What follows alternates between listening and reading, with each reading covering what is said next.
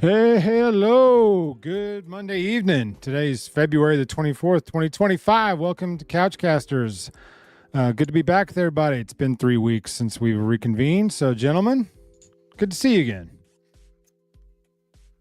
Good And Roll evening, Tide. gentlemen. Roll Tide. Big win. Yeah. Big win Saturday. Big win. Much needed. Yeah. So, since we last reconvened, we have lost 2 games and won a game. We're 1-2 on the hardwood since we last saw everyone. So, some good, some bad. Some mid. I thought the Missouri game, defensively, we were horrendous. Offensively, we played right on par with what we did all year. We just happened to give up 110 points.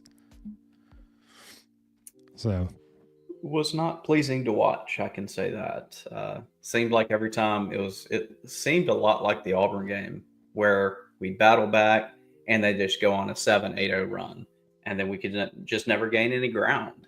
And they ended up winning by what? Was it 13 that Missouri beat us by? Missouri 12. 12. Ironically, it was the exact amount we gave up to start the game, 12-0.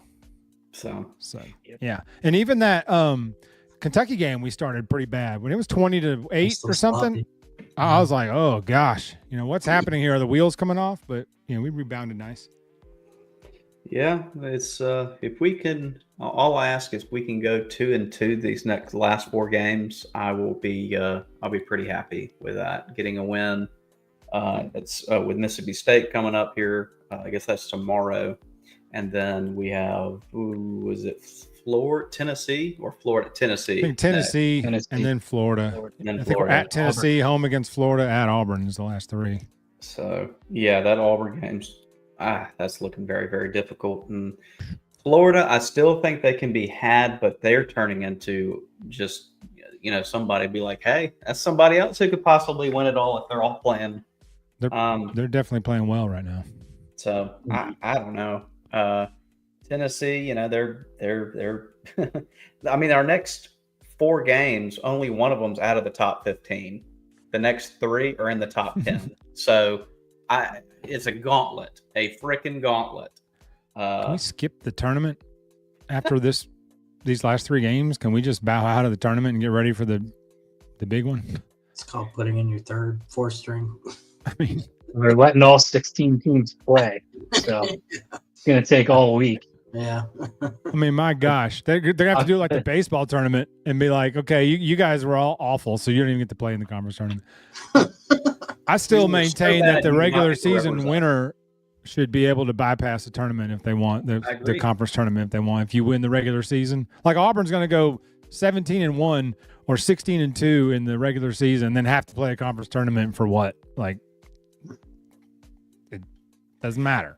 Well, I'm glad you brought that up because I know we've talked about it a couple times on here before, but it actually came up in conversation last night when I was talking with my dad on stuff, and then a little bit at work. And I think even Auburn fans would agree with this. I mean, anybody with a brain could probably say that they'd agree with this. If you get to, you do all of that, and then you still have to go play in the tournament.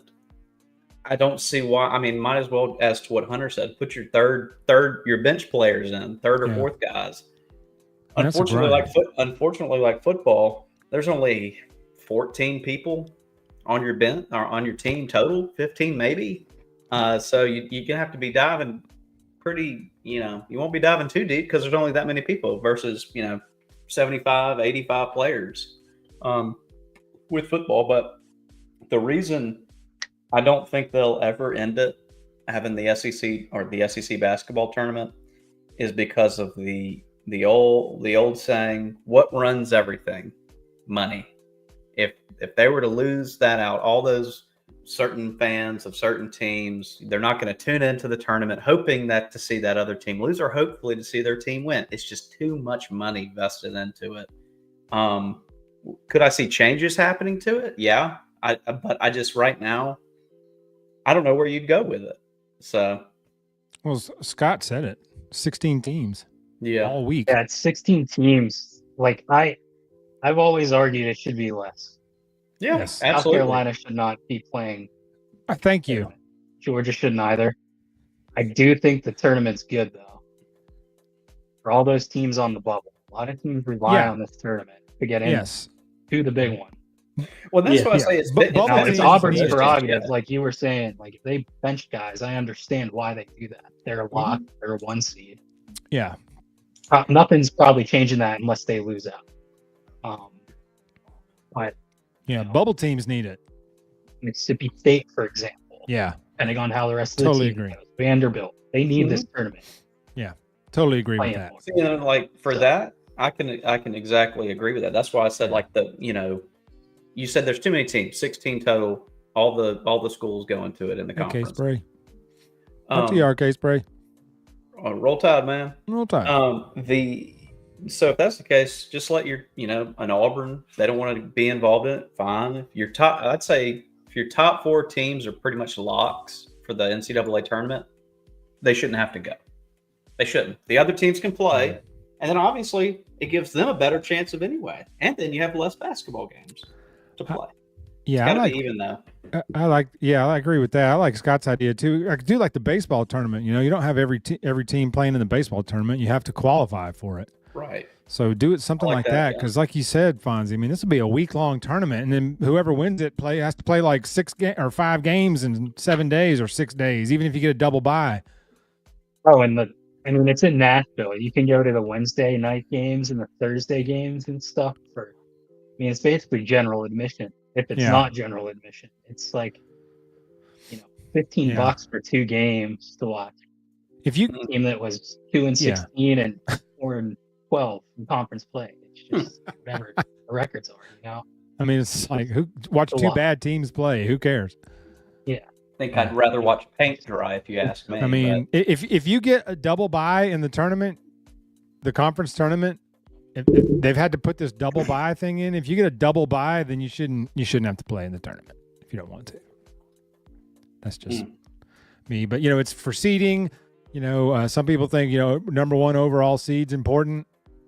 I think that's about as worth as much as the screen it's shown on. We were number 1 seed on the Brandon Miller team. That didn't help us any. That is something too I didn't realize. So does the number 1 overall seed get to choose where they want to go play? No. See, No, but they're like when Bama was the number 1 seed that year, we got the what was it, the second round in Birmingham or the first round in Birmingham? You remember, Scott? I think it was the second round. Because Auburn got Birmingham too, and they were like a 7 seed or whatever seed they were that year. They got to play in Birmingham too. That's right. Yeah. I don't know. Sometimes they have like 4 different teams from different brackets. Yeah, Like in the I same state. can't remember if that was So like I the don't first remember the weekend. specifics, but it may have been the first weekend where Yeah, but we were playing our little quadrant and they were playing theirs. But yeah, I think the 1 seeds are supposed to have to travel the least. Ideally, they would have to travel the least. yeah, I'm sure they. I mean, it doesn't always work that Right, yeah. way, but it's supposed to be one of the benefits of being a 1 seed is you don't have to travel. Like Alabama wouldn't have to go to Pullman, Washington to play, the opening round game as a 1 seed. It would, be in Birmingham or Nashville or, somewhere. They would be a short trip. For some reason, I thought, I guess, like I listened to some talk radio today or whatever it was, and they said if everything holds up and Auburn ends up being the number 1 overall seed, like where are the 4 quadrants? Like the main ones? Is it Santa Fe or what? Something like. I can't remember All I know is they were going to have to travel a good while away, and I'm like, well, that's just bull. I mean, you're the number 1 overall seed, and your fans can't even get out there because it costs thousands and thousands of dollars Right? to get out there. Good Lord. Like, what the heck was that for? doing. No, I don't know. Thought I saw something like that, but could be wrong.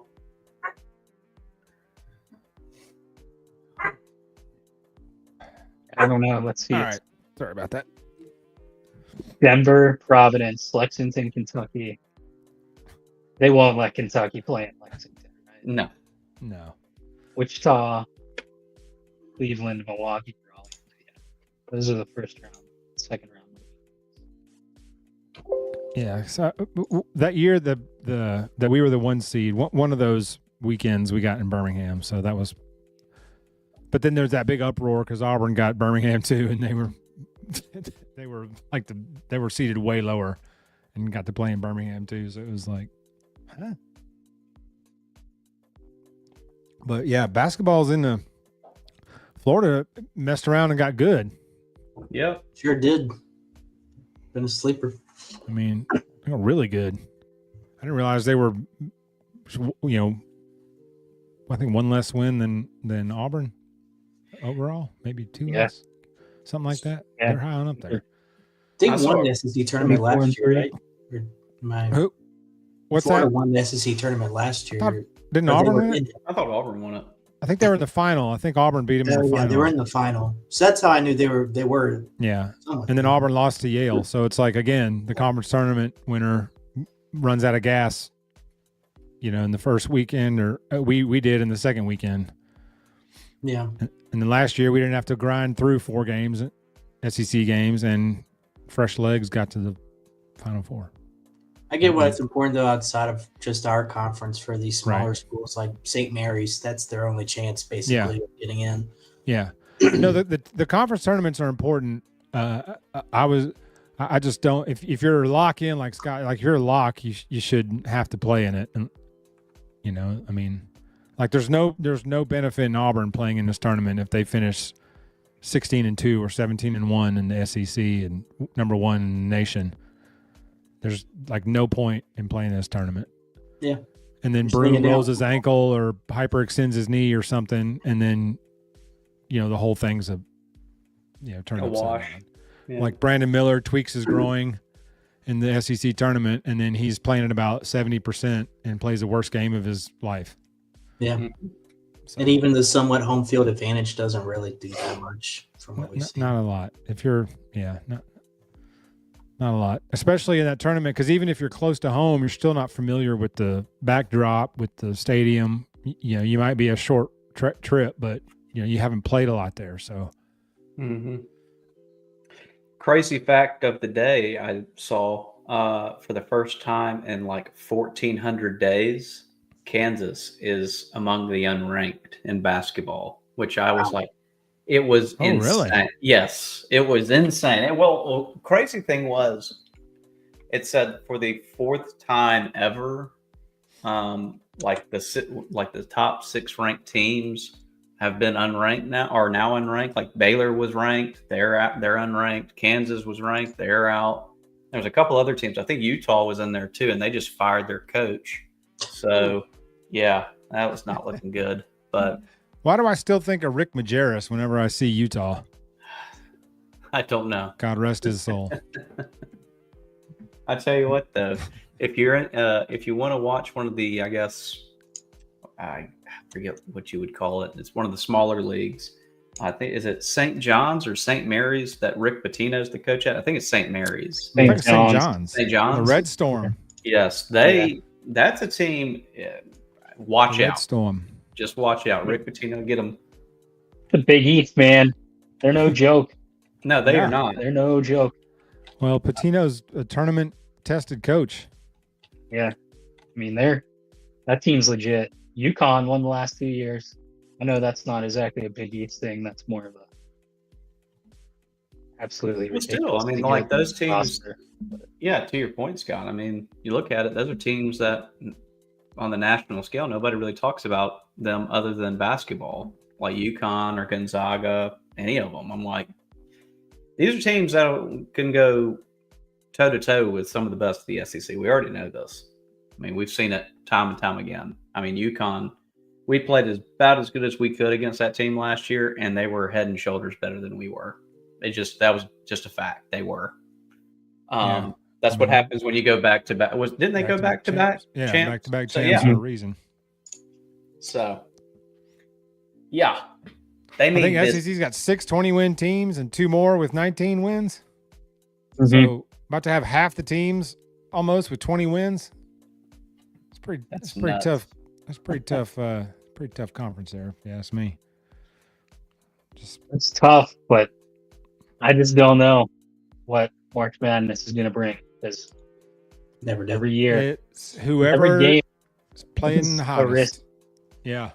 You run into one of these mid majors that's Hey, 21-7. all it takes is one crazy Won't hot have much shooting on film. white boy Yep. running up and down the court, bombing threes. I God, was just who gonna was the say guy they from always have last some year? 6'4" Yeah. Jack Nowitzki Yeah. or whatever. And I'm getting They NBA always have career out some of 6'5" guard that can just shoot, or two of them. It's like, I don't know. I don't know who that team is this year, but someone will fall. it. We'll see. Someone's going down. Yeah. It's too much. It's okay. What's it? Sister crap Jean from Loyola. They'll make a run. They'll make another run here. That was glorious. Loved it. Loved every minute of it. A Marymount. Not at our expense. I need Oh, Nate to no. get on in there. No. Yeah. As I said, I think unless we make Sweet 16, I would say this year would be a failure if we don't make it to at least that. I know we had a lot of higher hopes. What's up, Ty? Roll Tide? Roll Tide, brother. The team, it's kind of like we've talked about it time and time again. The consistency issues. It's what Bama team are you going to get? And I've made comparisons. Mark Sears kind of reminds me of Jalen Milroe. He can have his 30-point games. He can have his 10, 12, get his double-double, but he can also have a 12 turnover game and have 4 points and give you nothing, and could be detrimental to the team in the game.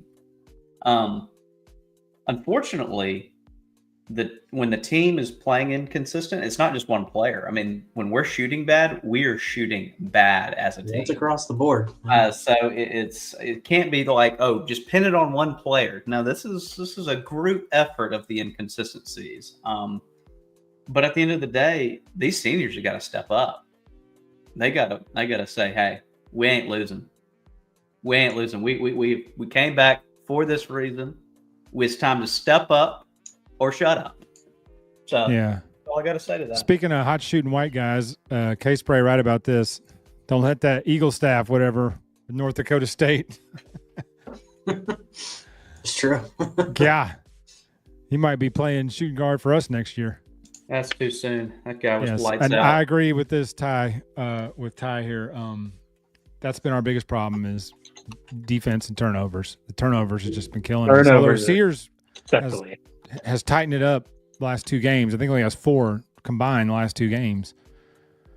And see, that's what you need from the leader. That's what you need. If he cleans that up, and granted the defense was crap against Missouri, but we played well offensively in that game, just like we did against Kentucky. When I think Sears playing off the ball is much better anyway. Will we see a reemergence of Grant Nelson in the NCAA tournament? Because I'll tell you what, this year has been awful trying to watch him play. I mean, I had hope for him, especially towards the end of last year and how he played in the tournament. Yeah. But I've had other people, I'm just like, dude, you look like you've never played basketball in your life. What are you doing? He does. Yes, I agree. He does look lost at times. He makes some of the weirdest plays, and you're like, wait, do you understand what the rules of the game are? And we know he's a good. We know he can be a good player. We've seen it. Yeah, but he's been bad pretty much all the conference play. Yeah, it has just not been good. They have a game or two. It's like we need him to play better. I think this team can do something. Well, I think a great pick was a lot of people don't talk about is the Holloway pickup. I think he's great. I mean, I think he's going to be really, if he stays and comes back to us next year, I think he's going to really, really help us out next year too. But him being that 6th or 7th man coming off the bench, he's consistent when he's doing that. So we don't ask much from him. If he can give us a 12-5-2 game, a 12-5-5 game, heck, that's fantastic. I'll take that every day. It's coming from the bench. Yeah. We got to get something from there though. And Nelson's just, I don't know if he's hit a wall. I don't know. But he's a senior. He can't hit the wall there. I don't know if he's just been exposed with physical play, when they're like, look, when Nelson's on the floor, you just got to go right at him. He can't stop you from getting to the rim. And then, when he's not shooting the ball well, they don't step out to guard him, and then he can't use his speed and athleticism to drive past him like the North Carolina game. That's my best example is that dude had to step out and guard him, and he just blew right past him. Won us that game basically. We talking about in the tournament last year? Yeah, that North Carolina game last year. Was it that Armando Baycott that had to guard him out there? Yeah. See, this could be something. Yeah. K-Spray right too. He gets in and gets 6 points, and then he either gets 3 fouls or 3 turnovers, and Nate's seen enough. He does do that. He'll take over the game for like 3 or 4 possessions. And then he's just a non-factor. Like the rest of the half. Kind of crazy now that you say that. So I don't know. I don't know if Darian Reed's going to play anymore this year, or I'm not sure where he is health wise. That was a big loss, I think, losing him. Although Sherrell stepped up pretty good. I think they said that Nate came out today and said that he talking about whoever you just mentioned, not Cheryl, the other one, Reed. Yeah, that Darian he won't play this game tomorrow. They'll continue to evaluate it. They're happy with his progress. I'm hoping if that's the case, just right now we don't need him because we have to. As I said, we go 2-2, finish out the season, lose in the tournament, in the SEC tournament. I think at worst we'll be a 3 seed. At worst, let's say you lose the last, lose 4 games, maybe a 4 or 5. I just think you've just won too many quad 1 and quad 2 wins. And they just matter too much now. I think we'll be a 2 seed at the worst. Yeah. If we go 2-2 and even lose in the tournament, I think we'll be a 2 seed at the worst. Mm-hmm. What were we last? Last year? Were we 2 or 3? I think we were at 3. I think we had 11 losses going into the. Yeah, we had 11 last year. That's what I was going to say. We had 11 losses. Granted, I think our schedule was a tad bit more difficult, but yeah, if I remember correctly, the seeding last year was very, very generous to the SEC schools. Yeah, and I think it'll probably be the same. Check my Twitter, Ty. You'll see that from a few days ago. I said I thought we'd go 3-1, and I didn't say who the 3 and the 1 would be. I just said we'd go 3-1, but. As crazy as it sounds, I think that we have a better chance of winning at Auburn than we do at Florida. We home against Florida, I meant. Mm-hmm. I'm more worried at Tennessee than I am at Auburn, and that's not a disrespect at Auburn because Auburn is far and away the number 1 team, in my opinion. But we're better on the road, sans the Missouri defensive debacle, but I just think we're going to be up for that game and have a little chip on our shoulder for that game.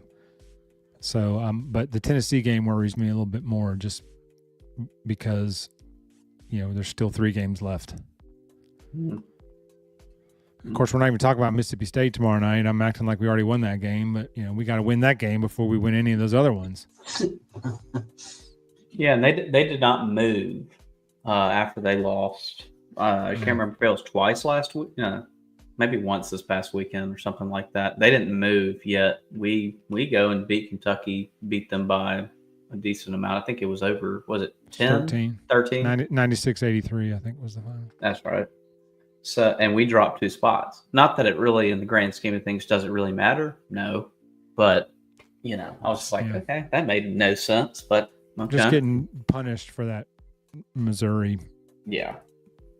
debacle. I mean, that was just rightfully so. I mean, just I'm not gonna lie. I said this on Waaaay Offsides last week. When that game hit 12 zip, I ejected. And I said, I am not gonna sit through this again. And of course, I was at work, so I was working, and then I was checking my phone. I'd pull my phone out, and we were down 12. And I check again, and we were down 10. I check again, we were down 10. Check again, we were down 10. And it was just like every time I checked my phone, it was the same gap in the score. It was just going higher and higher and higher and higher, but it was the same 10 to 12 point difference except it was just more points every time I checked. And I was like, are we going to get one stop? Maybe just something? The And answer then was no. we ended up losing by 12. And I was like, we just can't catch up. We scored 98 points and could not catch up. Every time we get in those games too, we're trying to come back. We can't shoot. Yeah. The other team is lights out. Yeah. Granted, we played offensively. We were fine that game. But So I'm glad we brought the. I don't know if there's any physical evidence. We're going to have something for them because if they're ranked second or third, I mean, I think we're going to get something for Florida. We'll have a little something for Florida. I don't know if any of y'all saw this. I know Jeff might have seen this on Twitter. Nick Kelly posted something just about 13 minutes ago for Grant Nelson has been added to the availability report as probable. So there might be something going on. Something. Yeah. So there might be whoever said that he might be injured or looked like he's playing injured is very, very possible on that. Yeah, crazy stuff. Well, we'll see, man. This is getting down to the gritty now. So rotations need to be, start to be ironed out. Of course, a lot of it depends on the matchup. But I do like Sears playing shooting guard. I like him playing that 2 instead of the 1. I like Phylon, Holloway handling the ball the majority of the time. And if you'll notice, with Sears playing off the ball, catch and shoot obviously is better. But when he gets the ball coming off screens or not as the primary ball handler, he can get to the rim quicker, it seems like. He doesn't dribble for 30 seconds. He almost attacks right then, or he pops. Right. I mean, that's what I've been wanting him to do is like catch and shoot or catch and attack. But all that zigzagging and figure eighting with the dribbling the ball around is just for the birds. Yeah. And we got to get out these slow starts, man. They're just, we can't start every game down a dozen. Yeah, that or fix your defense. Or do something, or something. Geez. I don't know how many of those games do you think would go differently? Granted, we haven't lost that many, but instead of down 12-0, we were down like 12-5. Yeah. Yeah. We just even something like that. Yeah. For how good we are offensively. Like 9-3 even against Auburn. Like, what if we hit a 3 and then it was 9-3 and that was the run? Like, why can't we start 1 for 5? Why don't we start 0 for 9? 3. It's like drives me nuts. But he said, "Why can't we start 1 for 5 versus 0 for 9?" What was it? 2 for 19 at one point in the game. Yeah, 2 for 19. That is that 1-3 makes a big difference early in the game. Whenever you're already chasing a team, it's like I'm coming back to that comment, Ty, but yeah, we're gonna get to this too. At some point, we're gonna bring this up. That was just sick. That was crazy. That was a tank. If y'all didn't see that shot, that was a tank. That was a bomb. What was that guy's name? Last name LeBron?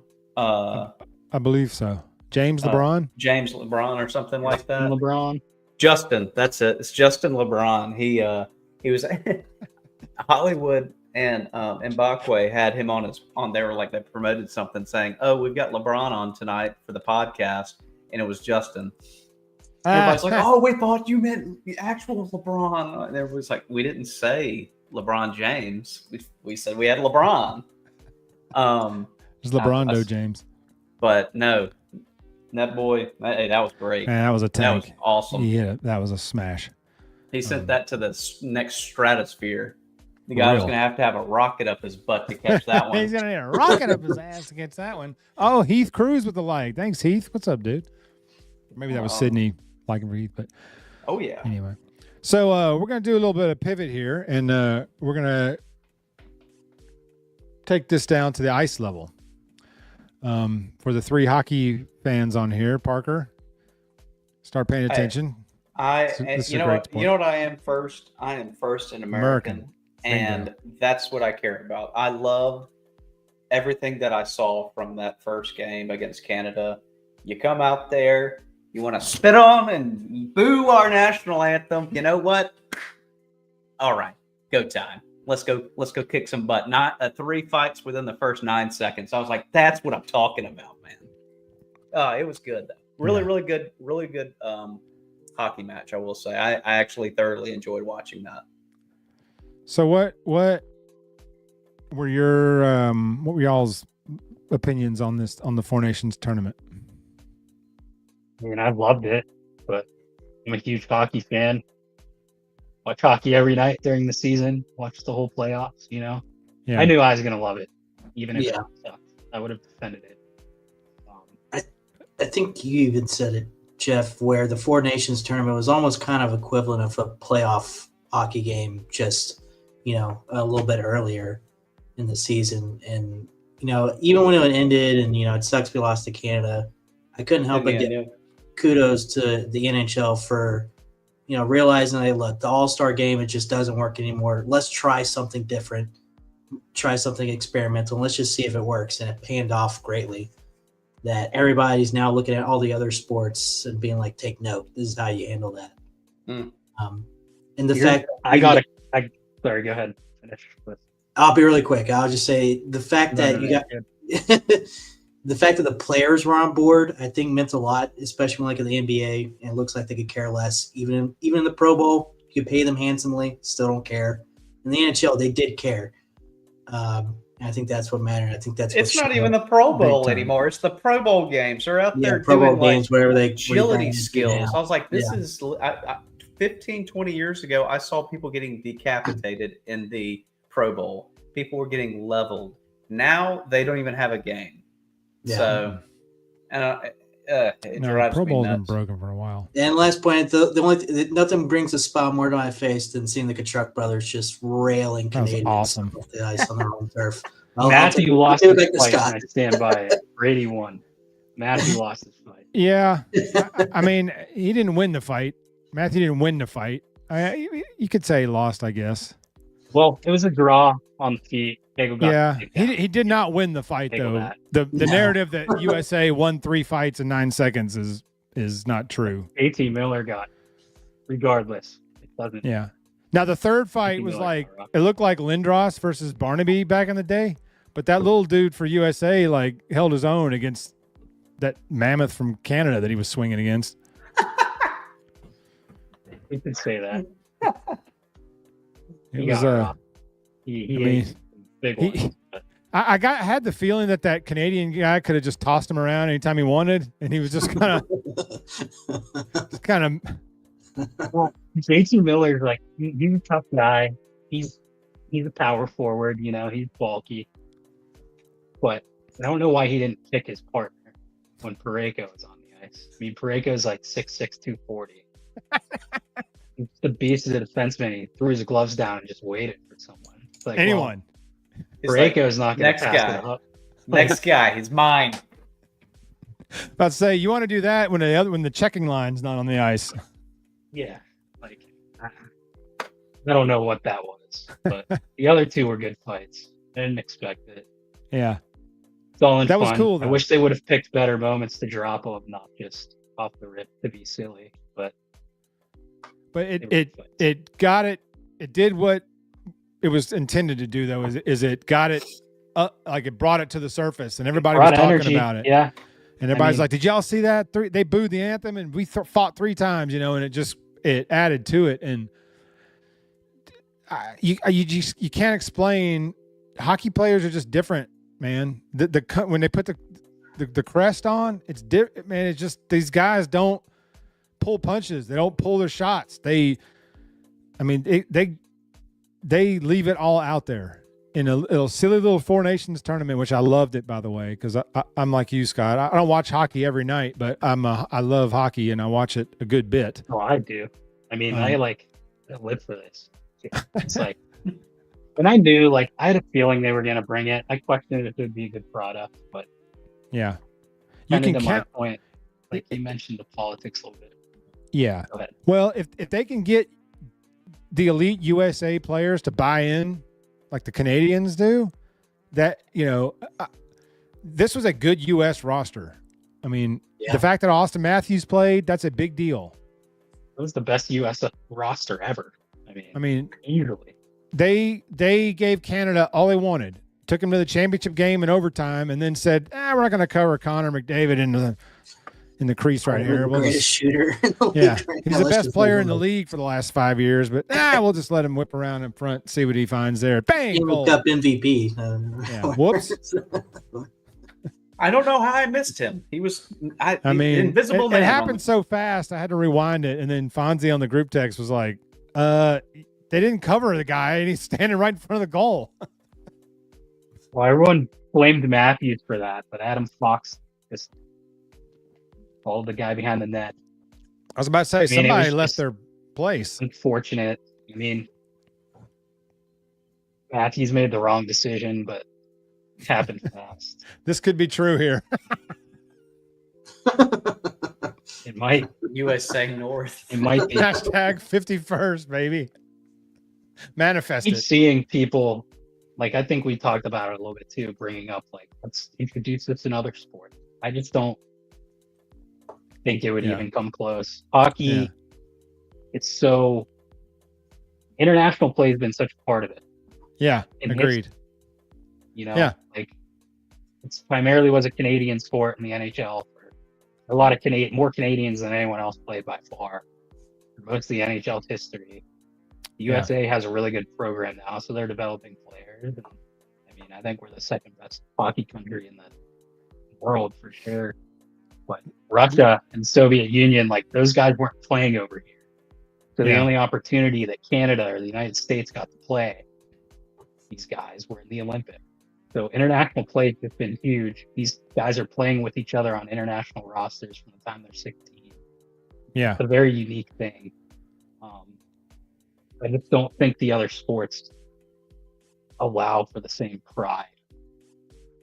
Well, I don't Maybe necessarily not. disagree with you. I don't think it's just a copy and paste format that you just paste into the MLB and it just suddenly works. I think It's what not. really No. I think what really started the conversation is that the NBA All-Star Games was happening at the exact same time, and nobody cared, including the players. And it's just like, and I think Yeah, that's just they cared what for a while, kind of yeah. amplified the conversation. It's like, even though you can't just copy and paste, I think for the NHL, it's like, gotta give them kudos. They tried something different. Let's try it. We'll ditch the All-Stars because we don't care about it either. Great. You don't care about it, and it shows in the viewership. Mm-hmm. And they came out with a product that actually, I think, surpassed the Stanley Cup Finals for last year in terms of viewership. It was awesome. I mean, Yeah. it was incredible. The hockey was elite. The hockey was elite. Now, clear something up for me, Fonzie. I don't know this rule. Was the Four Nations, were the rosters made up only of all-stars of that nation, or was it Canada's NHL national players team? only. Okay. Did they have to be They picked all-stars? the rosters. No, there was no Okay. all-stars. No all-stars were picked. Okay. They picked Okay. it like any other international. So team. they just had to be in the NHL. Yeah. They Gotcha. threw Okay. 3 guys Okay. on a front office. They threw 3 American coaches Yeah. on Okay. the American side. So what a roster. I've That's got why two- Brock Nelson and Chris Kreider won. I've got two things. First, I'm glad Hunter brought up the NBA product as far as a decent comparison. The unfortunate thing is for the NBA is it's the worst viewership it has been in I don't know ever, and it's just going to continue to get that way because nobody's enjoying watching it. There's no defense, and everybody just shoots the three, and it's just not fun to watch. Now, backtrack. Maybe like 2008 when Kobe, LeBron, all those players, that was probably the Olympic team that they had was really good. I mean, Dean now, team. but I mean, you look at everything else. If you could put that kind of comparison and give you that kind of drive to have pride to play for your country again, yeah, maybe. I agree though to what y'all all said that it'd be very, very hard to replicate that. That kind of feeling. You would have to do like world versus USA in basketball. Yes. Probably baseball too. Well, Jokic and all the Serbia people, they'd probably hold their own. Honestly, I'm going to say Yeah. a World NBA team might beat a USA team right Yeah. now. I think they right probably now have is Yeah. And 3 they of the top probably, Wemby. 5 players. they probably Wemby. would, or they'd have to do like the world team has to have 2 from so-and-so, 2 from so-and-so, 2 from they'd have to, because they couldn't field 4 foreign teams of 12 players on the roster Yeah. with nothing but French players. I don't know if there's that many French players. Because I think the NBA is like 70-30 American players. Yeah. I know Giannis is from Greece. The international stuff is when soccer does it, it trends when World Cup's around, when international soccer is going. So, that's the only other sport I can think of that the national games, mean more almost than the regular season games, and almost playoffs. But yeah, there's something about international hockey is just incredible. Like, I'm trying to think of MLB. You would have U.S., Japan, probably. Yeah. Brazil, now, some type of Spanish. Now, like the World Baseball Classic, they don't have to be in the MLB. They're national teams. The Jets had a bunch of accountants last World Baseball Classic. It was great. They interviewed them before the game. They're like, "Yeah, we practice twice a week after work. We're just here to have fun." Like a softball team, like a softball league. I mean, they were pros over in Czech Republic, but. They're all soccer players over there in the Czech Republic, or hockey players. They baseball. Yeah. Crazy stuff. They would they took a few hacks after hockey practice. I mean, that's about it. Yeah. But the Four Nations tournament was a great prelude to the Olympics as well. Because what are the Olympics next summer, or this summer? It's winter. Or next winter, I meant, not summer. Next winter around this time, 2026? Okay, so 2026, okay.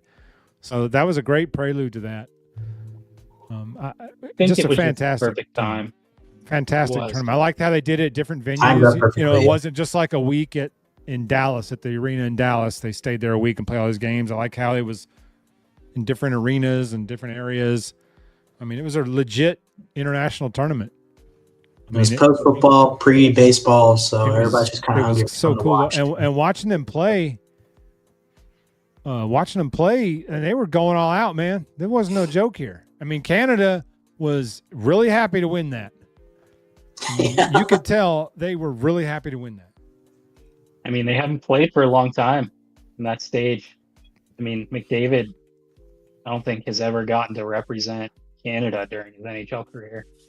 Really? Because when he did the World Cup of Hockey in 2016, he was on Team North America. They had 8 teams, and they made a conglomerate of American and Canadian players under 23. Okay. So for guys like that, it was huge. Yeah. I think that was a factor. They've had a long hiatus of not playing internationally. Politics, whether people want to address it or not. What is McDavid, like 27 or 28? He's 28. 28? Hard to believe he's 28. He's been in the NHL for 10 years or 8 years, however long he's been in it. 15, 16 was his first year. God. And then Austin Matthews is right behind him, the last great American hockey hope. 16, 17. And then you got Sidney Crosby from 40 years. Well, he's Canadian. Yeah. Yeah, he's Canadian, but yeah, and they have Matthews, they have Hughes. Hughes didn't really show up during the tournament. Thought he had a horrible tournament, but I mean, he's a special player too. Is Eichel old now? He was McDavid's draft year. Oh, Jack Eichel was? Yeah. So oh, he's okay. 28, 27, 28. Werenski was great. Their defense was sick. Yeah. The American defense. I mean, this is a legit roster. I think they have a shot at the gold at the Olympics. They need to let Russia participate. It'd be mad. Yes. Because the NHL players aren't going to Ukraine in the offseason and fighting. They have nothing to do with that war. But it's a talk for another day. Yeah. Well, they should. Yes. Russia should be in an international tournament. And this is a good question. I don't think so. The Frozen Tide. One guy currently on the Capitals. His name's Nick Dow. He was born in Huntsville, Alabama. Ah, asking Nice. you shall receive, J Bake. See, you can count on Fonzie, the Fonzopedia. We have to check in. Hashtag Fonzopedia. Manifest it. He's made a good little career for himself. He's stuck with the Capitals for I think 7 or 8 years now. So. How about that? Yeah, how about that? Yeah. Speaking of Capitals, I think what is Ovi like 13 shy of the goals record? Is it the all-time goals record? Yeah, 13 guy. Who's got it? Gretz? Gretzky has it, yeah. Which Jeez. Ovechkin's interesting because he has one of the most unique skill sets ever. He's obviously a great goal scorer. Yeah. His longevity is a huge factor, and he just gets the fuck. He can rip it. Like if you look at his shot chart, if he gets the puck on the left circle, it's where he scores all his goals. It's He pretty just rips it. incredible. There's never been a player that's been so proficient at one area of the ice scoring a goal like that. But I don't know. Man, that's a Good bad man, dude he's a coming to goal scoring. Been doing it a long time. I mean, they Man. killed the Penguins Saturday, and they had a 4-minute power play too, which was 5-on-3, and he just stood still at the top of the. Was that the top of 8-3 zone, game? Was that the standing 8-3 point. game? Yeah, they just kept feeding him the puck. They were just like playing with us. He probably attempted 15 shots. Just Didn't ripping and ripping. score, but yeah, it's ridiculous. Did he have a hat trick in that game, or was that a different game? He had a hat trick. It was recently. yesterday. He didn't score Yesterday, against the okay. Penguins. Okay. Thank God. I mean, I have respect for Ovechkin, but that's, Yeah. it's a big rivalry for me. Everybody else for Washington scored in that game, but Ovechkin. We don't need to talk about the Penguins, but I'm with you. I'm a Flyers There's a fan, lot so I've that- been living in that for several years. I mean, I don't expect them to be good at this point. They've done enough. It's really impossible to do what they did and stay good for any longer. But That makes sense. Yeah, that's tough to ask. When guys are pushing 40, when 3 of your best players are pushing 40, and guys on the ice are 19 and 20, it's hard to say, our hey, current GM's pretty good, but the one before him, just like we had some pretty young, decent talent, guys in their prime, and we just got rid of them. It's still grinds my gears, but can't go back in time. So new segment. What grinds Scott's gears? I would, It's called the city of Pittsburgh. He's a big fan of the Pittsburgh Steelers media coverage up there too. Big fan, Scott is. Steelers, Pirates, and Penguins. I hate all media pretty much, period, but it's some of the worst. I think I'm naturally a contrarian. Probably why I sound like such an asshole on this podcast all the time. Like, Steelers media. My God. They are the greatest ever. The Steelers have been Maybe a rumored Steeler to next. sign every free agent ever and trade for every quarterback in the league at some point since the end of the season. And none of it ever comes true. It's the funniest thing to me. Well, Devontae Adams becomes available, and it's like, what this means for the Pittsburgh Steelers. And it's like, nothing yet. Rumors. They're calling on him. Debo They're Samuel interested. wants to play for the Steelers. I'm like, 31 other why? teams are.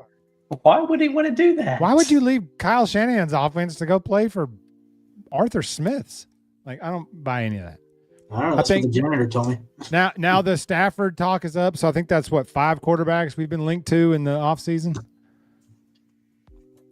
Yeah. And then, like, out of nowhere, it was like Trevor Lawrence, top trade target for Pittsburgh. What? What? No one knows. That's the That's only the thing thing. that we do know, Fonzie, is that no one knows. Yes. And most If I had to put likely money it'll on be it, an it'd old probably be quarterback. Fields or Wilson's coming back. Other than Yes. that, just, It's one of those two, but like you said, it doesn't matter. Trevor would be so much worse if it wasn't those It doesn't. They'll all be worse. It doesn't matter. two. Yeah. The window is shut, so it's We're not going to compete for anything anytime soon as long as we're just trying to plug and play in an old tired quarterback or a quarterback that, isn't that great. I mean, Fields is a great athlete. He's not a very good quarterback. But anyway, I mean, we could do a whole show on my issues with the Steelers roster construction on the offensive side of the ball.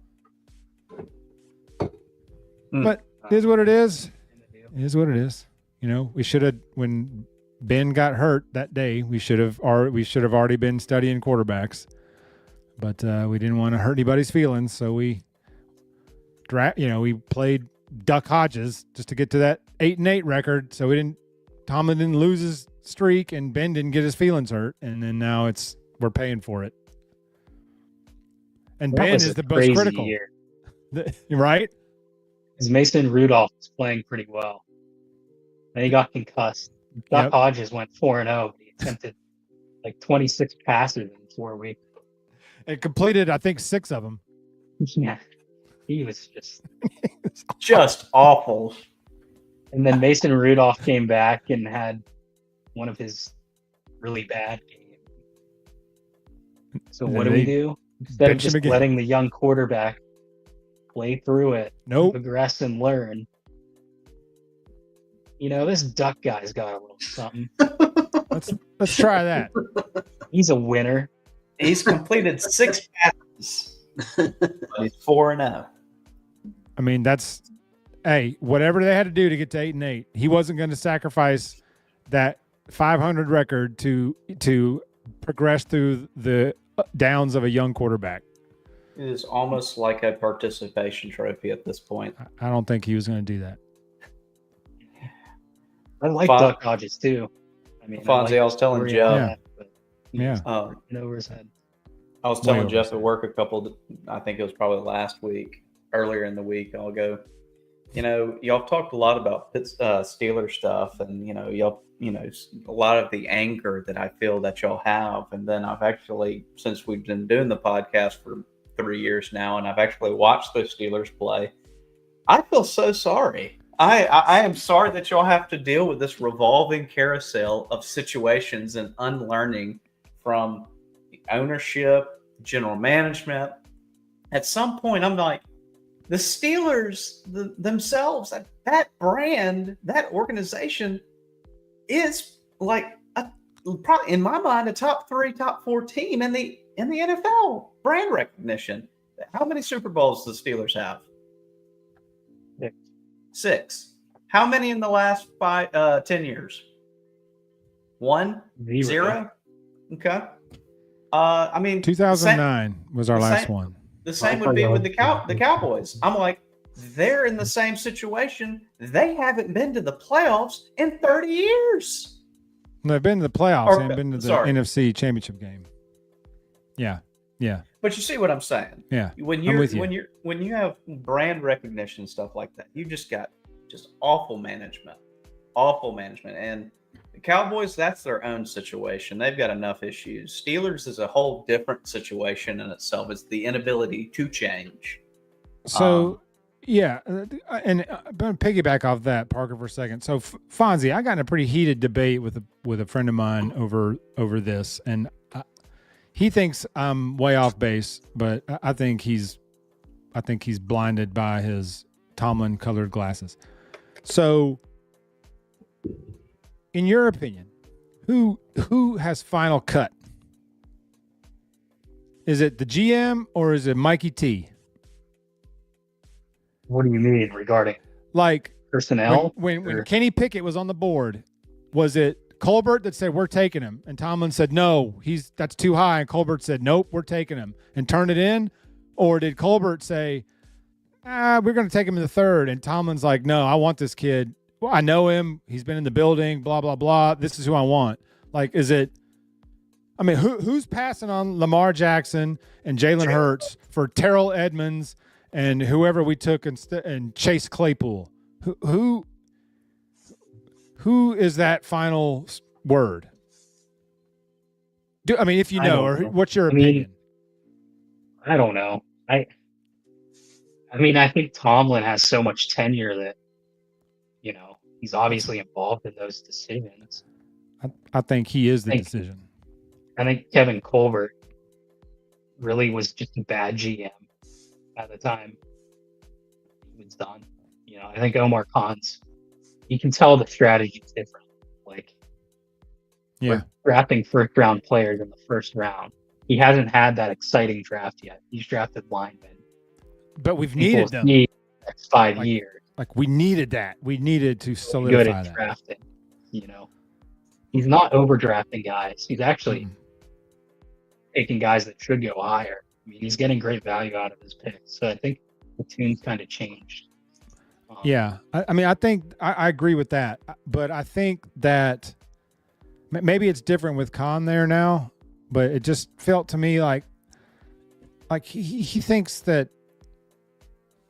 we've had 3 different offensive coordinators and run the same offense. And so I'm like, and Tomlin hired the worst offensive line coach in the league when he hired Pat Meyer. He just gotten fired from statistically the worst offensive line in the NFL. Fired him, and Tomlin hired him, and we've been shit on the offensive line since. But it's like, is Tomlin has final cut on the staff? Does he do all the hiring? Is this a group? Because it's like, it's the Staff same for thing. Sure. I think I'm with you on that.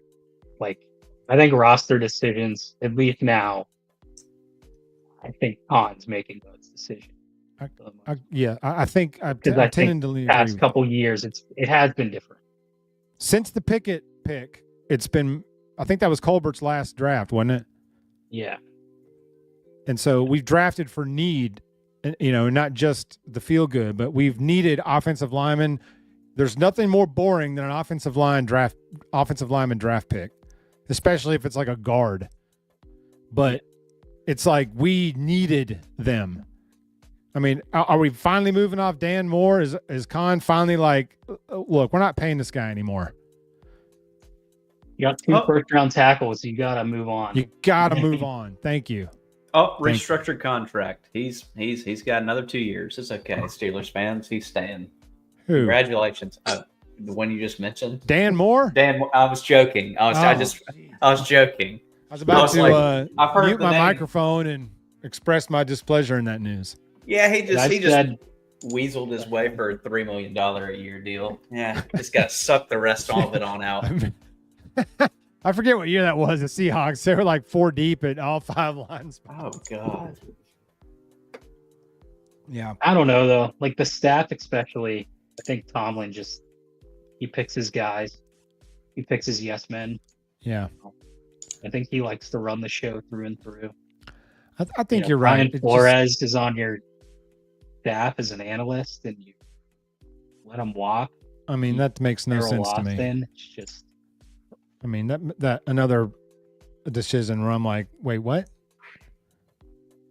Then you go to Minnesota, and they had one of the top defenses in the league, and the Steelers, all their money is on defense, and Derrick Henry goes for 200 yards in a playoff game. I mean, like, that defense is good. Like that, they don't really have a weakness. I mean, DB, they could be better for sure. I'm not saying yeah, they're perfect, but I mean, just you'd expect it way better from that defense on paper, and I don't think it's the personnel that's the issue at all.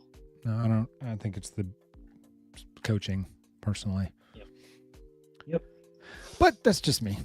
Anyway, sorry, I didn't mean to go on a Steelers sidebar again. That tends to happen when we start talking sports. Somehow the Steelers come up, and then we have to eviscerate them where deserved. But Fonzie keeps me grounded. I like talking with Fonzie about it because, he keeps me grounded. I can be a little bit of an unhinged Steeler fan, especially when we have 3 yards of offense at halftime in a game. I mean, it is frustrating. Y'all think I'm joking. There has been a game where we've had 3 yards of offense at halftime. It has happened. Oh, the Eagles game this year, they finished the game on a 22, 23, or 24 play drive. It's nuts. Didn't even score. They just marched it down to the 15-yard line and kneel. Like, Anyone? Anyone want to play today? And the Anyone? worst part, it was all tush pushes. They just ran the tush push like 13 times in a row and got 4 yards a pop. First down.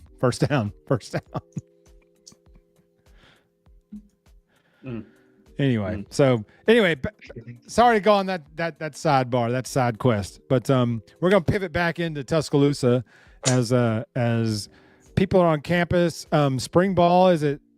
We're in the mix, aren't we, or has it started yet? So starts 1 week from tomorrow. 1 week from tomorrow. Week from tomorrow. Okay. So here's something trending on Twitter. There's a lot of talk about quarterback, obviously.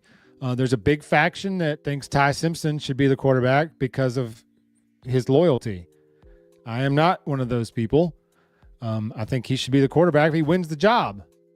If he's the best player. I don't give a crap about how long he's been sitting here, unable to beat out the knuckleballer Jalen Milroe. I don't care how long his loyalty and all that crap. Like, win the job. If he wins the job in camp, and they all three get a fair shake, and he wins the job, let's ride. But I don't want to hear all that. Well, he's been here the longest. He's the most loyal. He should be the quarterback. No, he should not. He should win the job and then be the quarterback.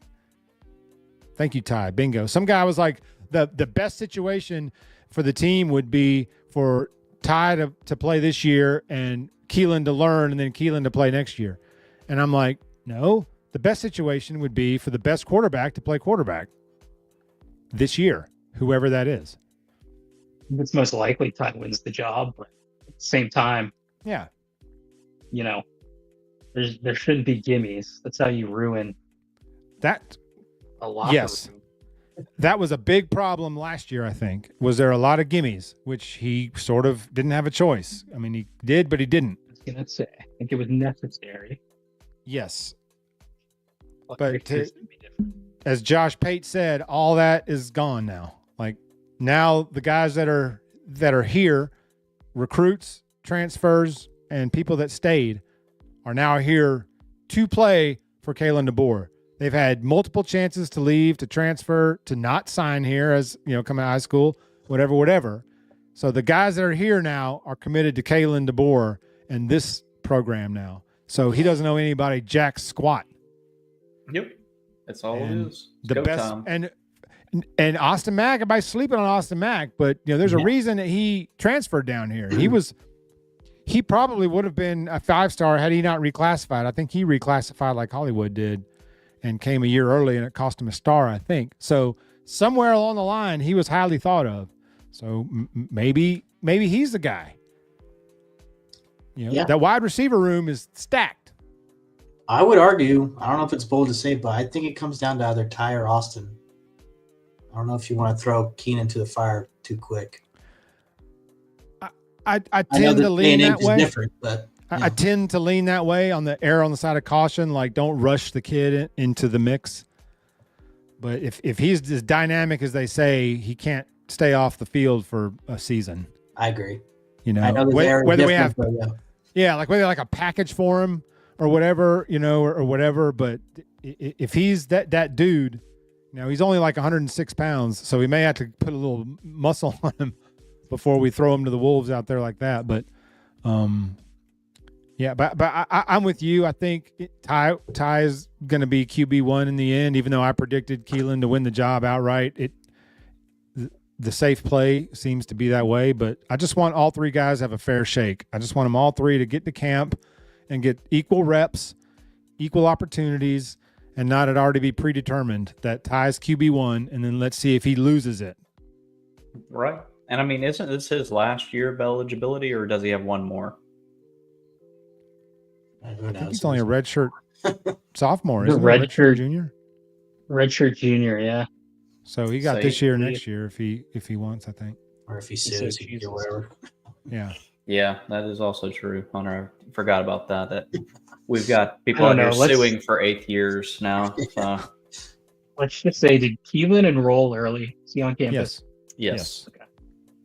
Oh, yeah. Say spring ball rolls around. He doesn't have a great spring. Austin Mack doesn't have a great spring. Ty does enough to earn the job in spring practice. I mean, still rolling with him. Like, what do you mean by fair shake? I guess you want this to go up to week 1 prep. That's probably a stupid question, but no, there are no stupid questions here. It's clear. Like, what would be disappointing to you? I guess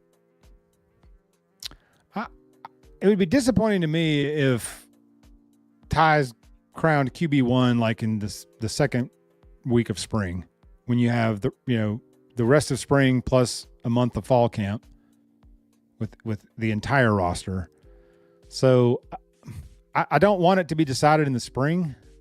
I don't know how much goes into Kalen DeBoer's spring stuff. I don't know if anything's decided or positions are decided there or anything. Probably not. I think a groundwork is laid, and they may have an idea like, boy, based off spring, man, Keelan's not anywhere close to being ready. So, as we enter in fall camp, we're going to kind of operate that way. Or, I mean, I really don't know, honestly, how it works really with Kalen. I just don't want it to be Ty QB1 because he's been there the longest. Like, I want it to be because he gives us the best chance to win. I'd like to piggyback off that. I'd like to piggyback off that by saying, from what I interpret, a fair shake is everybody starts off at 0 and the best man win. It put us in a situation last year where we've already talked about this time and time again. We were given that, and we weren't really going to not play that situation because who knows what would have happened. I mean, we could have lost the entire team by not playing Jalen. So, I mean, equal fair shake, best man win. That's a good question, though, Fonzie. I'm not sure where that line is where you're like, okay, nobody's separated by this date. Or let's step back, almost like a Nate Oates approach where he's like all analytics. Here's your PPRs and PP this and this and that and this and that. And he was 0.8 and all these numbers and stuff. And then sit back and go, well, based off the numbers, Ty, is the best choice or gives us the best opportunity. So, I just think, like in this situation, Ty already has the inside track. I think. I mean, he has the most experience. He goes out there and balls out in spring. Like, they decide it by the end of spring. Yeah, I'm fine with that. I could see that Russell, just shows he isn't ready. I mean, you got to develop him anyway. So, right. Keeping him out of the competition and maybe letting him compete for that backup spot probably isn't the worst thing. Right. Same thing with Austin Matt. It is interesting. There's no right answer, but I think Ty is a pretty high pedigree guy. And we almost forget that because he's just been sitting around. But I agree with that. I don't know. And if he wins the job, I think we'll be fine. I won't be upset if he wins the job. I won't be upset if either of the three of them win the job. Honestly, I think with Grubb in the mix and really putting, DeBoer's real offense in. Maybe I'm way off on that, but I just don't think what we saw last year was the true Kalen DeBoer offense. I think it was an offense built around the quarterback. Mm-hmm. But I wasn't in the room. I wasn't in the game plans. I don't know. It's just me giving my opinion on that. So, but yes, Grubb's been chewing some butt. I heard,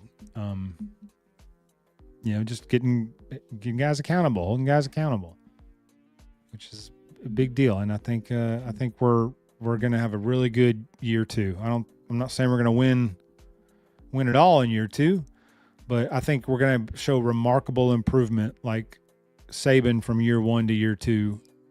I'm not saying we're going to go undefeated in the regular season, but I think you're going to see a big time improvement, just all around. I mean, last year was just the fact he went 9-4 last year. Really he's taken a lot of crap for it, but I mean the order he was given last year was pretty tough. It'll be an interesting race for QB. Even though Ty Simpson's technically got the most experience, I feel like I really don't know him as a player yet. Yeah. So it leaves a lot of question marks. But I think in that way excited. they're already kind of at ground zero because we just don't really know their play style quite yet. I agree. I mean, I feel like we saw Mac Jones more as a backup than we Yeah. have seen Ty Simpson, and he's been there. I feel like as long as Mac was. And that's what my biggest one, or at least one of my biggest disappointments from last season, is that even in the meaningless like bowl game that we're clearly weren't gonna win, like let's just see what Ty Simpson's got. Let's see what next season. That He's in irritated store. the crap out of me. Yeah. This could happen. We could win the conference championship this year. But I'm with you, Hunter. Like for years, the little clips, the bits I saw of Mac Jones and mop up duty, I was not impressed. No, I don't think anybody really was. Even Well, he had an infamous A day too. I remember. I was like, man, this even is gonna going be- into that season, that 2020 season, and he looked good against Michigan in that bowl game. Mac Jones did. I mean, he played really well. And even going into that season, I thought Bryce Young was going to win the job in camp. And then COVID hit, and he was in California for most of it, and then went on to have a historic season. Mac Jones did that year, and proved me wrong. But so maybe Ty's got that in him. But I don't want people to expect Mac Jones 2020 season out of Ty Simpson. That's very, very unrealistic. Agreed. I mean, that was a historic season. A historic team too. Yeah, I was about to say you had Best offensive line in the country. Top Yes. 5 Heisman vote getter at wide receiver and running back. Yes, that team was stacked. That's what sucks. Probably that ain't happening ever again. Yeah, That team was loaded. I think that goes toe to toe with 2019 LSU. Like everybody talks about that team, but 2020 Alabama. was Hey, stacked. this is a hot take, but I think that 19 team, top to bottom, may have been better than the 20 team. But, injuries about have Bama? a big – yes. If Tua is healthy, I think we beat LSU. I think we're the only team that could have beaten the 19 LSU team was 19 Alabama. Maybe 20 Alabama if Waddle's healthy. But that 19 Alabama squad was ripped. And Tua got dinged, and and then the Jordan Hare voodoo got us for that second loss. But healthy Tua in 19, I don't think we lose that game to LSU. I mean, you remember they had that giant knee brace on, and then he drops the ball on the 2-yard line. Nobody touches him. He just fumbles the ball, and then LSU goes 98 yards for a touchdown. I mean, we were about to be up 14-0. Instead, it was 7-7. And then, the fact that 2 of the top 3 receivers in the NFL right now were on that LSU team at the same time Yeah. was, and then the best college quarterback we've ever seen in terms of, we've seen a lot of historic seasons, but that 19 Burrow season was stupid. He had 60 touchdowns. That's stupid. Well, hey, to your point though, it also that's does help ridiculous. that two of his wide receivers are literally 2 of the top 5, top 3 wide receivers in the NFL right now. So I'd have to say Jamar Chase, and who the other one Justin was Jefferson. Justin Jefferson. But I'd say Jamar probably had. Well, how many receiving touchdowns? He had to have at least 20 In 19, in 19. he had 20. He had 20. I think Jefferson had 18 or 19, something like that. So Yeah. It's Yeah, just when you got- stupid. usually, This is stupid. numbers wise, if you're a wide receiver, you're lucky. That'd be a fantastic, phenomenal season for just one wide receiver to get 15. Now you got 2 wide receivers that one got 20, one got 18. So yeah, there's 38 It's just touchdowns nuts. right there. That's real nice. But in terms of college, our receivers were right on par with that both those years in 19 and 20. That 20 team was just stacked. I mean, I like that 20 team because Landon Dickerson was playing center, and that's a big reason why that offensive line, I think, was so good.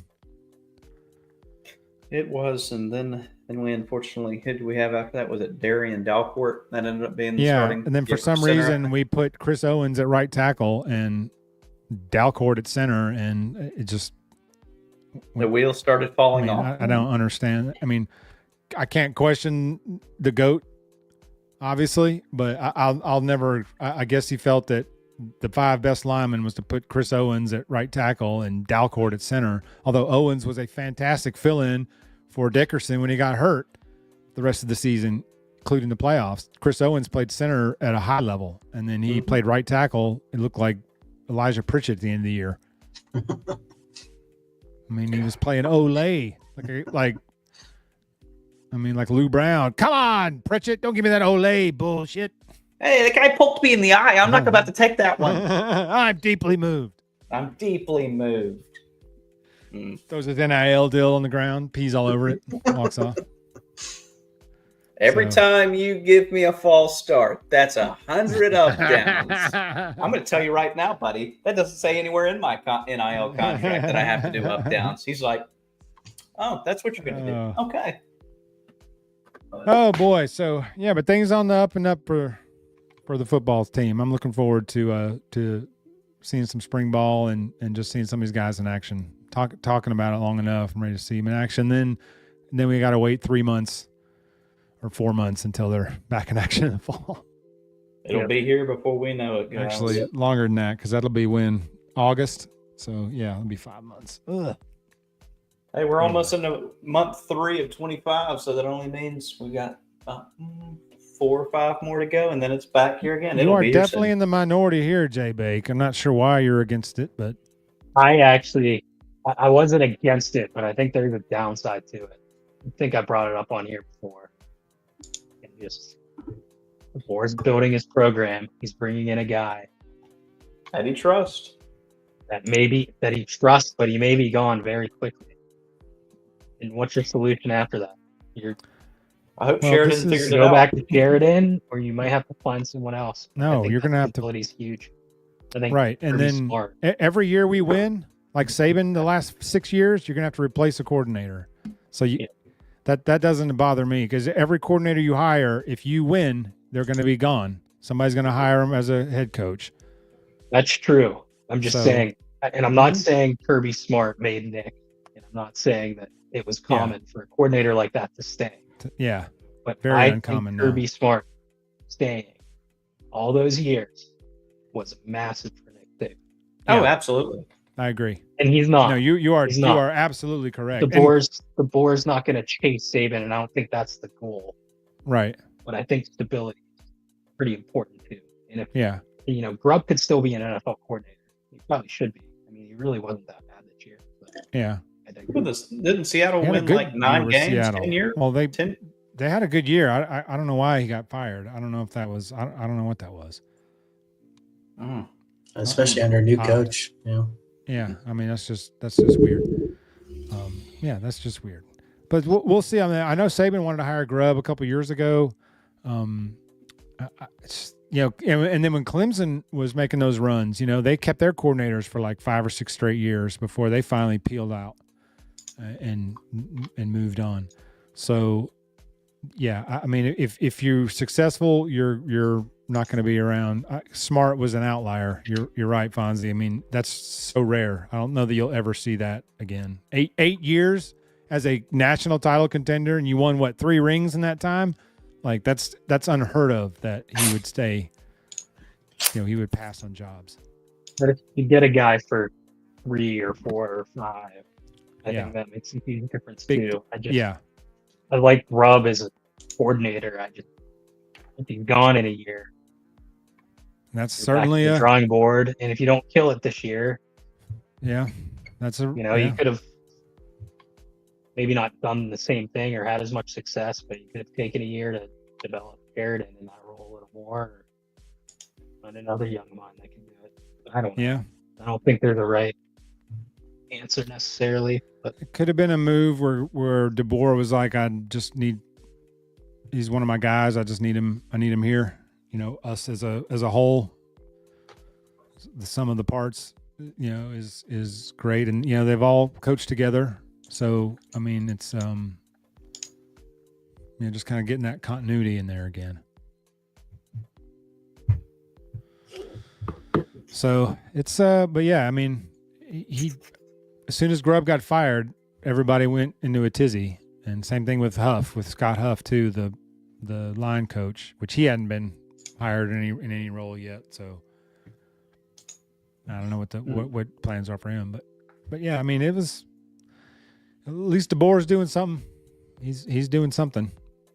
Now that remains to be seen. Maybe he's got a plan. Maybe together they were like, look, just come here for a year.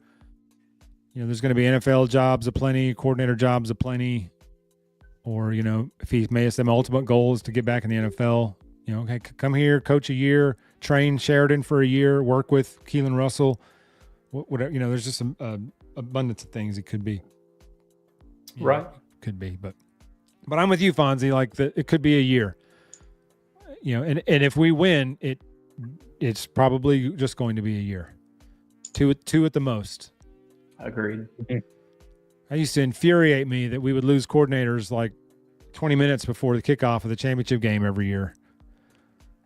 Or it felt like, you know, I mean, Kiffin got fired, was it right after the first playoff game and he missed the plane or he missed the bus or whatever? Yep. Old Joey Freshwater, man, never a dull moment. So anyway, well, we've been raging for an hour and 20. Didn't even realize we'd been going that long. I just been enjoying catching up. Had a lot of sports happen in the last 3 weeks that we had to do to catch up on. So Bama hoops, I think we're I'm not gonna say we're back off the, you know, our struggles, but you know, we looked better against Kentucky, so that's always good. Four Nations tournament, I thought was a raging success. Can't wait to. Is this going to be every year? Was this just a kind of a one-off thing? Viewership is going to be. Unless they're going to check viewership and get feedback and say, okay, this is something we're gonna pursue to do every year. Wait, Four Nations? Yeah.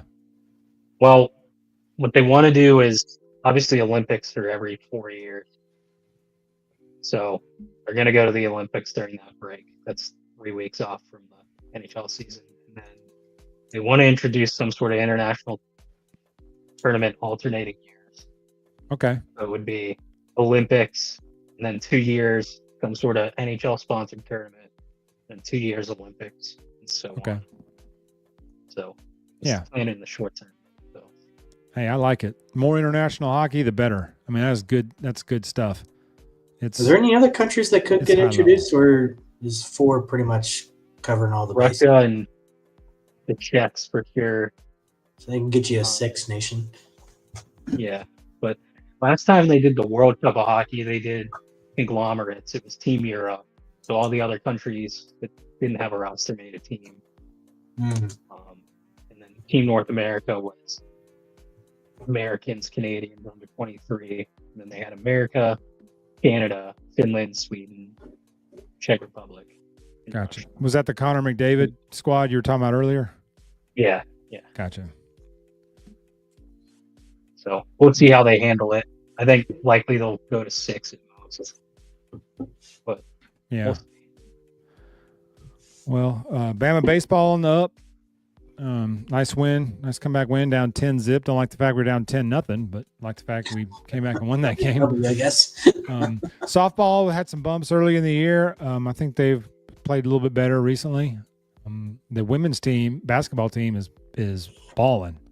They are playing really well. I think they're 22-5 or 22-6 or something like that. I mean, that's.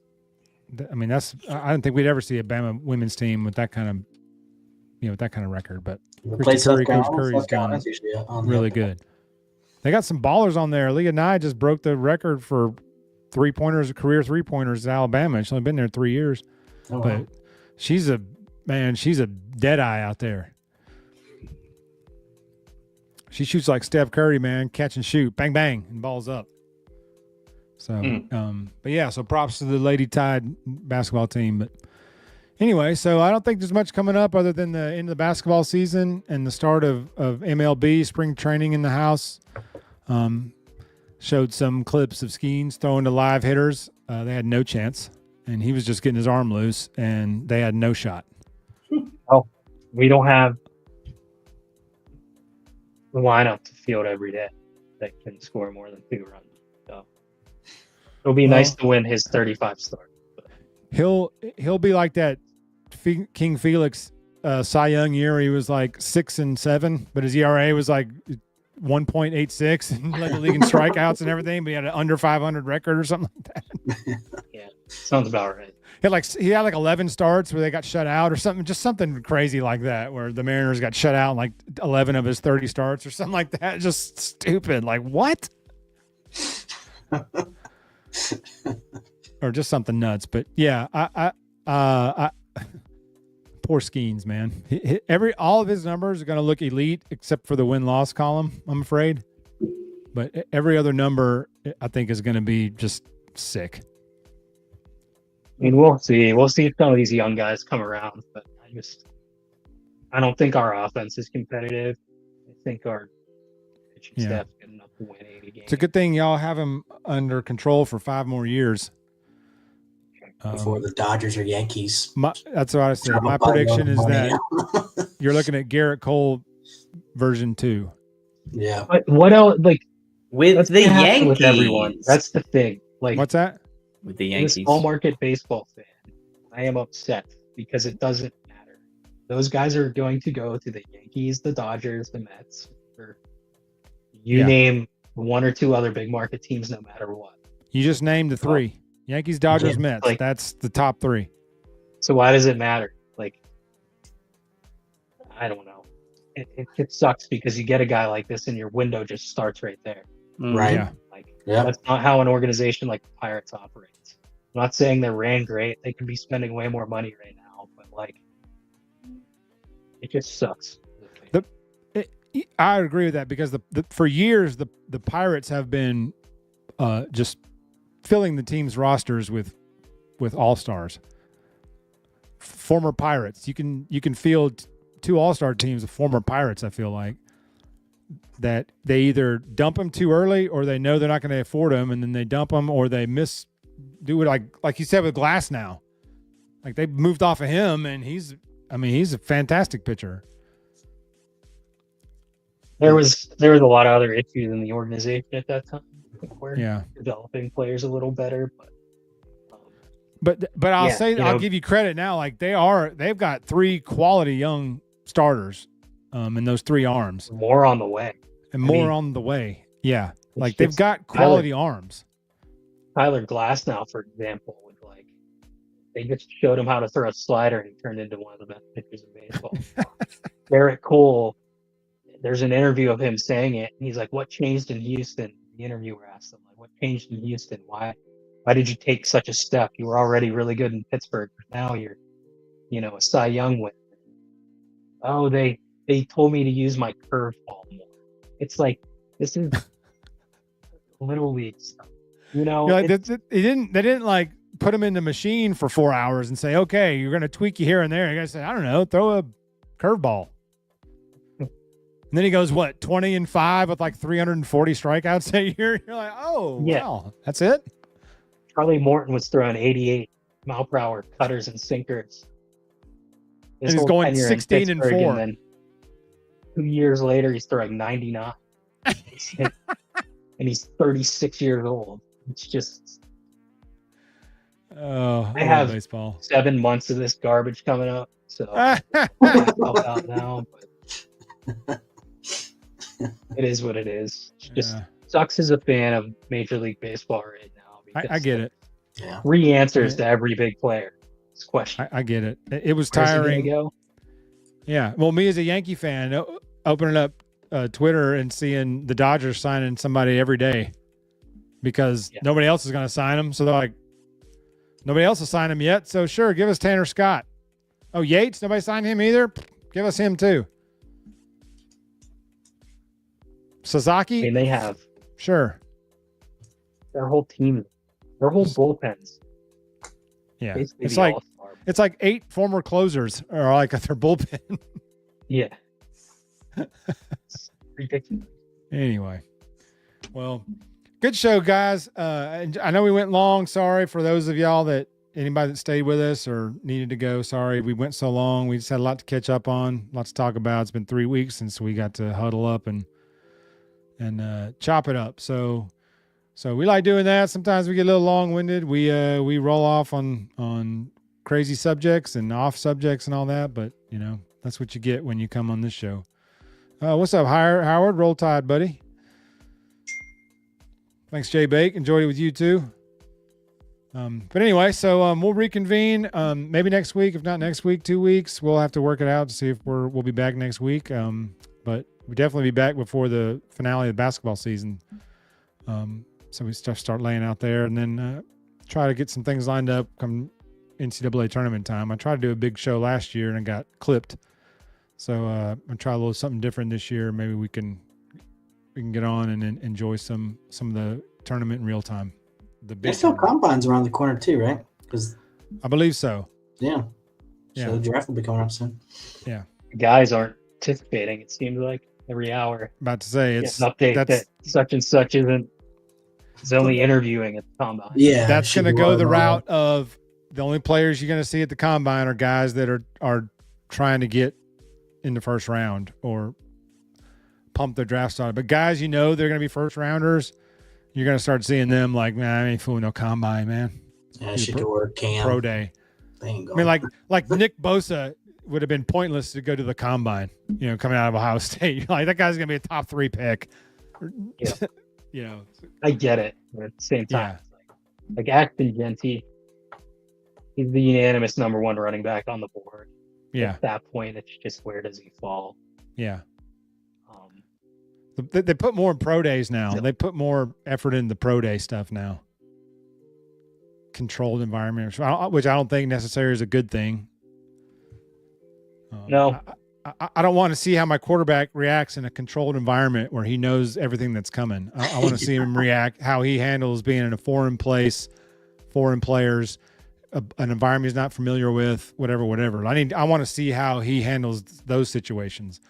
A pro day in your home stadium with your teammates and all your family and your buddies around and all your coaches around doesn't really tell you anything. Yeah, you can chuck it a mile. That's fantastic. How do you handle this where you're in, you're not in familiar territory, you're in a strange place, you don't know the playbook, you don't know this, when things are coming at you, you're not comfortable with. How do you handle that? So anyway, yeah, thanks, Ty. We had fun too. Anyway, so yeah, I keep trying to sign off on the show, and then we start talking again. And, sorry, that was on me. No apologies. Like, I'm here for it. Let's rage. My kids don't go to bed for another hour, so hey, man, we can go another hour if everybody's ready. So anyway, but we lost Maverick. I don't know. I guess he was in a flat spin, headed out to sea, so he had to eject. We lost in the Miss Maverick.